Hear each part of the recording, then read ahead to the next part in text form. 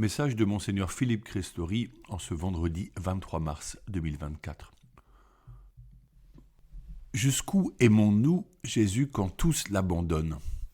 Depuis 2 jours, c'est le printemps et la nature se prépare à nous réjouir de ses couleurs et de ses lumières. Le colza commence sa floraison dans les champs, offrant à nos regards son jaune lumineux. S'il est cependant un printemps que nous espérons, n'est-ce pas celui des vocations ? C'est souvent à cette époque de l'année que l'appel se fait plus pressant et que de jeunes adultes confirment leur désir et leur assentiment pour répondre positivement à une vocation consacrée. Pour les uns, le sacerdoce, pour d'autres, la vie religieuse, pour d'autres encore, une vie comme consacrée dans le célibat au cœur de la société. Ceux-ci irriguent par leur présence et leur foi leur milieu de travail et de vie. En effet, pourquoi prendre un nouveau chemin ? Pourquoi ne pas laisser parler cette voix intérieure et douce qui appelle à considérer le don total de sa propre vie comme un cadeau à présenter à Dieu le Père, à la suite de Jésus ? La vie consacrée peut sembler en décalage du monde, mais c'est tout le contraire.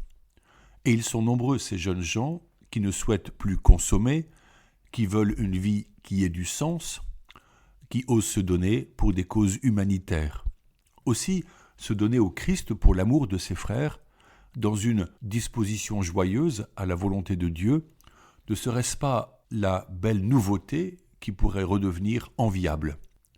Jésus lui-même est passé par l'offrande totale de sa vie. Dans 3 jours, nous célébrerons la fête des Rameaux.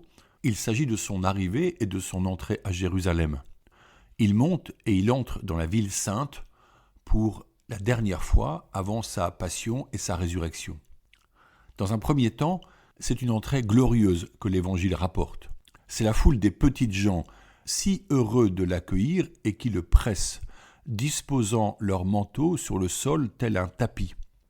Ils cueillent des rameaux pour acclamer celui qui vient.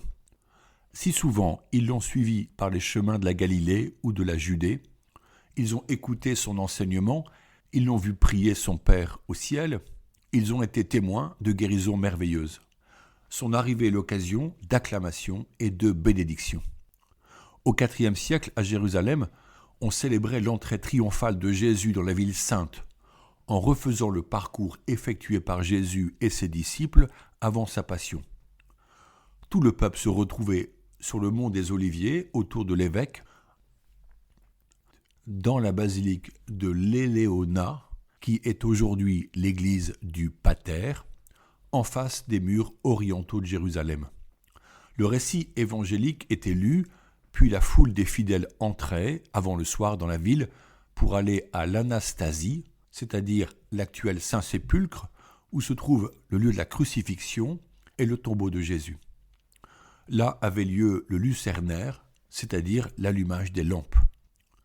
À Rome, en Occident, au VIe siècle, le pape lisait le récit de la Passion et en faisait un commentaire. C'est assez tard, vers le 8e siècle, que la procession vécue à Jérusalem fut reprise à Rome. Ainsi se formait le contenu de ce 6e dimanche de Carême, incluant les rameaux présentés par les fidèles et une procession festive, puis la célébration de la Passion dont l'Évangile était lu et commenté. On chantait le Gloria Laus, l'hymne du Xe siècle composé par un bénédictin, Théodulphe d'Orléans. Les paroles du refrain disent « Gloria Laus et honor tibi sit rex Christe Redemptor, qui puerile decus prompsit Hosanna pium », ce qui se traduit par « Gloire, louange et honneur à toi, Christ roi sauveur, pour toi le cortège des enfants chante Hosanna ». En Occident, ce n'est qu'en 1955 que les fidèles furent invités à la procession hors de l'Église, et la réforme liturgique du Concile Vatican II a confirmé ce bel usage. Cependant, parfois, selon les conditions politiques des pays, on donne rendez-vous sur le seuil de l'église paroissiale pour entrer directement dès la bénédiction faite. Il serait bon toutefois, si cela est possible, de faire une véritable procession dans le village ou les rues. Les personnes sont si heureuses de recevoir un rameau de buis béni pour le garder précieusement dans leur maison. Ce dimanche, nous vivons une liturgie difficile avec le passage de l'entrée heureuse de Jésus, puis la lecture de la Passion. Il s'opère une totale déréliction de Jésus marquée par la lâcheté et l'abandon de ses disciples les plus proches, par la violence des opposants, par la démission de Pilate devant la vocifération des foules orchestrée par le Sanhédrin des Juifs. Nous passons de la joie à la peine, des acclamations aux cris violents, de la douceur à la violence des coups, de la vie donnée à la vie volée, de l'espoir au désespoir, de la lumière au néant du tombeau. Nos émotions se mélangent, nous nous sentons solidaires de Jésus et simultanément nous comprenons que par sa mort, Jésus prend sur lui tout le péché du monde, donc nos propres péchés, pour qu'avec lui nous mourions pour renaître à la vie éternelle. Jésus est entouré, et cependant il est déjà totalement seul, abandonné de tous, devant faire face à son destin, assumant sa mission dans la volonté du Père pour offrir sa vie pour le salut du monde.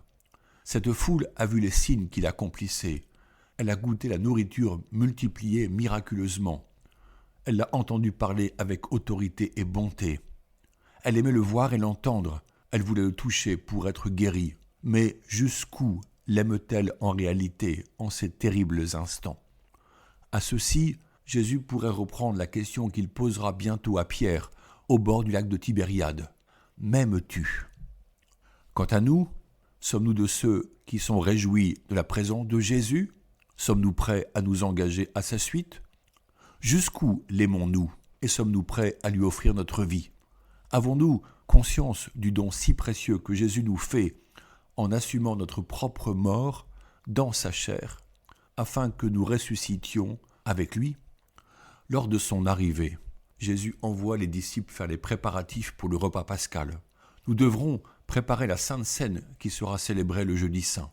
C'est ce jour-là que les fidèles fêtent le sacerdoce des prêtres, que Jésus institue par ses paroles et ses gestes lors du lavement des pieds et la consécration du pain azime et du vin, qu'il offre comme étant dorénavant son corps et son sang, donnés et versés pour le salut du monde et le rachat des péchés. Son sacrifice sanglant du calvaire se prolonge sans fin en chaque Eucharistie, quand le célébrant reprend les mêmes mots au nom de Jésus, « Faites ceci en mémoire de moi ». J'ai largement parlé de l'itinéraire des catéchumènes qui s'est passé par les 3 scrutins et qui continue en ces jours précédant la grande vigile pascale. Ce dimanche, ils vivront l'étape de la reditio du Notre Père et du Credo. L'Assemblée leur a confié ces paroles comme le trésor par lequel s'exprime la foi de l'Église. Maintenant, c'est à eux de redire ces textes pour exprimer leur assentiment à cette tradition qui est le socle de la foi et de la vie de notre Église. Pour avoir dans le cœur ces prières, il importe de les connaître par cœur, ce que doivent vérifier les pasteurs et les accompagnateurs du catéchuménat. Voici venu le temps de prier ensemble avec saint Charles de Foucauld. Mon Père, je m'abandonne à toi, fais de moi ce qu'il te plaira. Quoi que tu fasses de moi, je te remercie, je suis prêt à tout, j'accepte tout, pourvu que ta volonté se fasse en moi, en toutes tes créatures. Je ne désire rien d'autre, mon Dieu, je remets mon âme entre tes mains.